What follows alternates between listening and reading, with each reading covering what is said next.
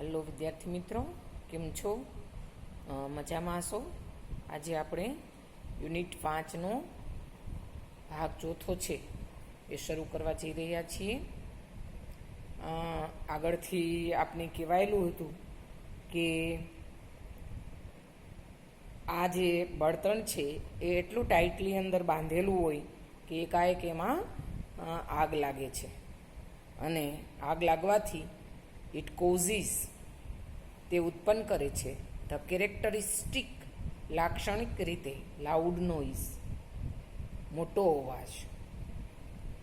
તે કોઝિસ ઉત્પન્ન કરે છે ધ કેરેક્ટરિસ્ટિક એટલે લાક્ષણિક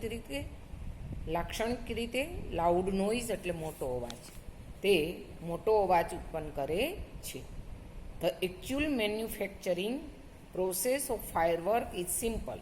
The actual મૂળ મેન્યુફેક્ચરિંગ ઉત્પાદન પ્રોસેસ પ્રક્રિયા ઓફ ફાયરવર્ક ફટાકડાની મૂળ પ્રક્રિયા છે બનાવવાની ઇઝ સિમ્પલ સાવ સરળ છે. ફટાકડા બનાવવાની મૂળ પદ્ધતિ છે, મૂળ પ્રક્રિયા છે એ સાવ સરળ છે.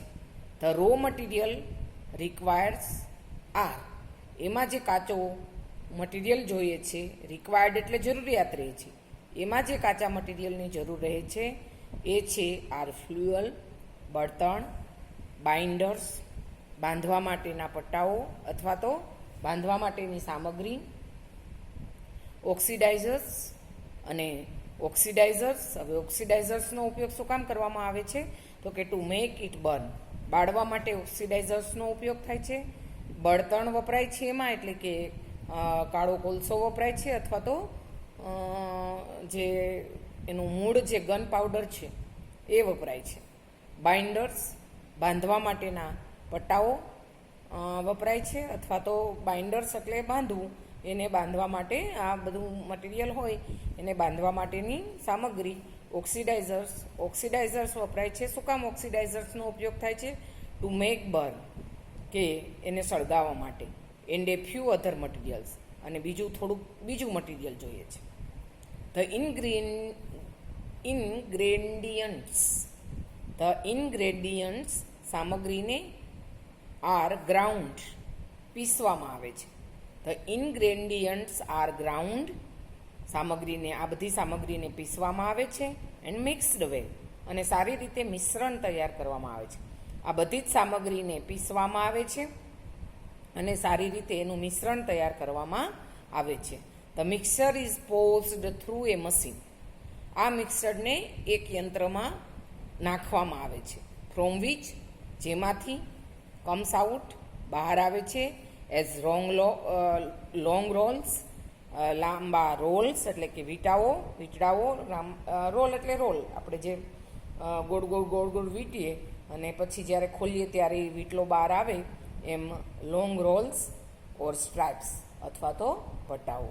જ્યારે આપણે તેને ખોલીએ અથવા તો મશીનમાંથી જ્યારે એ બહાર આવે છે ત્યારે લાંબા રોલ્સ એટલે કે લાંબા વીંટાઓ અને પટ્ટાઓ બહાર આવે છે. Then rolled in cardboard. અહીંયા રોલ્સ એટલે વીંટાઓ અને અહીંયા રોલ્ડ એટલે વીંટવામાં આવે છે. કાર્ડબોર્ડ પુઠ્ઠામાં, પછી એને પુઠ્ઠામાં વીંટવામાં આવે છે. ઓર ઓલ્ડ ન્યૂઝપેપર અથવા તો જૂના છાપાઓમાં વીંટવામાં આવે છે. વિથ ફ્યુઝ દિવેટ સાથે. પછી એમાં દિવેટ નાખીને જે આપણે ફટાકડો સળગાવીએ ને ઉપર દિવેટ હોય એ દિવેટ નાખીને જૂના છાપાઓમાં અને પુઠ્ઠાઓમાં એને વીંટવામાં આવે છે. ફરી જઈએ. It causes the characteristic loud noise. તે લાક્ષણિક રીતે મોટો અવાજ ઉત્પન્ન કરે છે. The actual manufacturing process of firework is simple. મૂળ ફટાકડા બનાવવાની પદ્ધતિ છે, પ્રક્રિયા છે એ સાવ સરળ છે. The raw material required are fuel, binders, oxidisers to make burn. એમાં મૂળ કાચું મટીરિયલ જે રિક્વાયર્ડ એટલે જરૂરિયાત રહે છે તે ગન પાવડર છે. બાઇન્ડર્સ એટલે બાંધાઓ છે અને બાંધવા માટેના પટ્ટાઓ છે. ઓક્સિડાઇઝર્સની જરૂર પડે છે ટુ મેક ઇટ બર્ન તેને સળગાવવા માટે ઓક્સિડાઇઝર્સની જરૂર પડે છે. એન્ડ એ ફ્યુ મટીરિયલ્સ અને બીજું કેટલુંક મટીરિયલની જરૂર પડે છે. The ingredients are ground. Ingredients એટલે આ બધી સામગ્રી, ફ્યુઅલ, બાઇન્ડર્સ, ઓક્સિડાઇઝર્સ, આ બધી સામગ્રી છે, આર ગ્રાઉન્ડ, તેને પીસવામાં આવે છે, એન્ડ મિક્સ્ડ વેલ, અને સારી રીતે એનું મિશ્રણ તૈયાર કરવામાં આવે છે. આ બધી જ સામગ્રી છે એને પીસવામાં આવે છે અને એનું સારી રીતે મિશ્રણ તૈયાર કરવામાં આવે છે. The mixer is passed through a machine. પછી આ આખા મિશ્રણને એક યંત્રમાંથી પસાર કરવામાં આવે છે અથવા તો યંત્રમાં નાખવામાં આવે છે, વિચ ઇટ, કે જેમાંથી કમ્સ આઉટ, બહાર આવે છે, એઝ રોંગ રોલ્સ, લાંબા વીંટાઓ, ઓર સ્ટ્રાઇપ, અને પટ્ટાઓ. ધેન રોલ્ડ ઇન કાર્ડબોર્ડ, પછી તેને પૂઠાઓમાં, ઓર અથવા તો ઓલ્ડ ન્યૂઝપેપર્સ, જૂના છાપાઓમાં રોલ્ડ એટલે વીંટવામાં આવે છે, વિથ ફ્યુઝ, દિવેટ સાથે. પછી એને દિવેટ ફટાકડાને, અને એટલે જ આપણે ફટાકડો ફોડીએ ત્યારે એમાંથી કુરચા છાપાના અને પૂઠાના નીકળે, એટલે એને જૂના કાર્ડબોર્ડ અને છાપાઓમાં વીંટવામાં આવે છે. The greatest danger of pyrotechnics is that it deals with fire. સૌથી મોટું જોખમ પાયરોટેકનિકનું એ છે કે એમાં આગ સાથે કામ લેવાનું હોય છે. The greatest danger of pyrotechnic is that it deal with fire. પાયરોટેકનિકનું સૌથી મોટું જોખમ એ છે કે એને ડીલ એટલે ની સાથે કામ કરવામાં આવે છે. કોની સાથે? તો કે આગ સાથે. પાયરોટેકનિકનું સૌથી મોટું જોખમ એ છે કે એને આગ સાથે કામ કરવું પડે છે. The industry is notorious. The industry, ઉદ્યોગો, ઇઝ નોટિરિયસ, કુખ્યાત છે, પ્રખ્યાત નથી, કુખ્યાત છે. જે ખરાબ રીતે પ્રખ્યાત હોય એને કુખ્યાત કહેવાય. ફોર ઇટ એક્સિડન્ટ્સ, તેના અકસ્માતો માટે.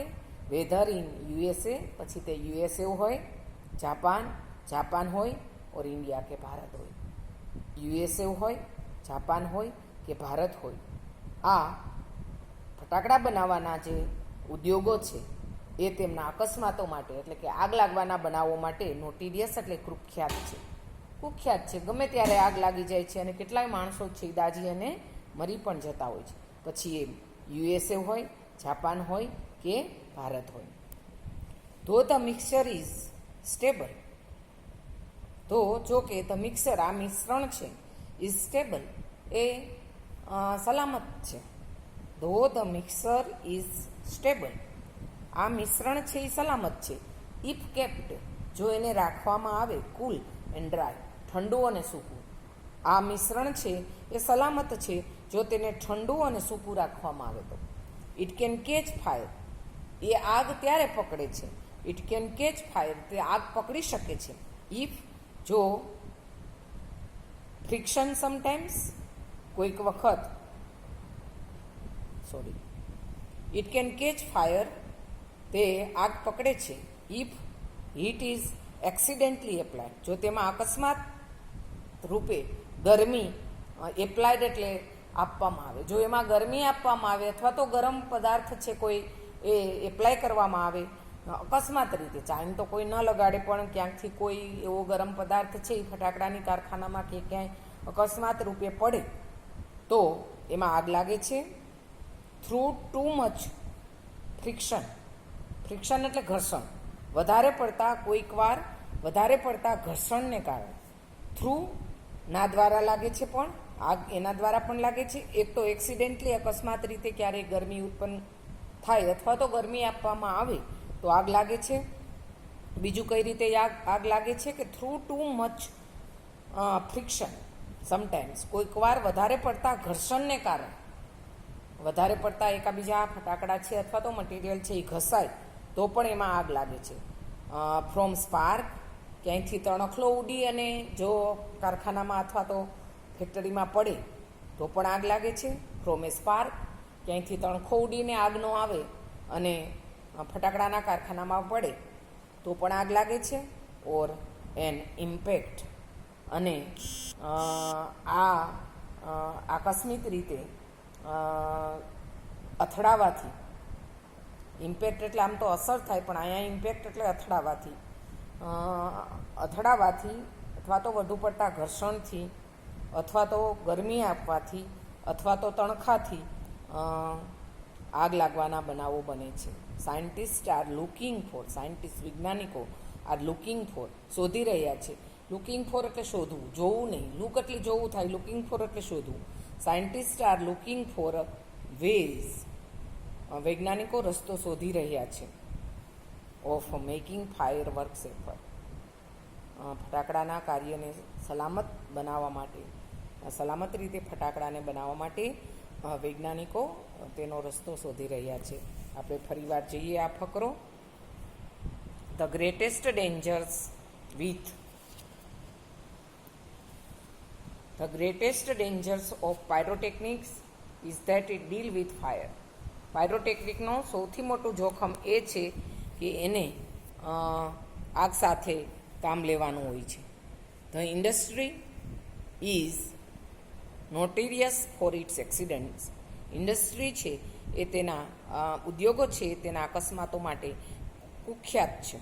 વેધર ઇન યુએસએ, પછી એ યુએસએ હોય, જાપાન હોય, ઓર ઇન્ડિયા કે ભારત હોય. સૌથી મોટું પાયરોટેકનિક્સનું જોખમ એ છે કે એને આગ સાથે કામ લેવાનું હોય છે. The industry is notorious for its accidents. આ ઇન્ડસ્ટ્રી છે, ફટાકડાના ઉદ્યોગો છે એ કુખ્યાત છે તેના અકસ્માતો માટે, એટલે કે આગ લાગવાના બનાવો માટે આ ઉદ્યોગો છે એ કુખ્યાત છે. વેધર ઇન યુએસએ, પછી તે યુએસએ હોય, જાપાન હોય, ઓર ઇન્ડિયા કે ભારત હોય.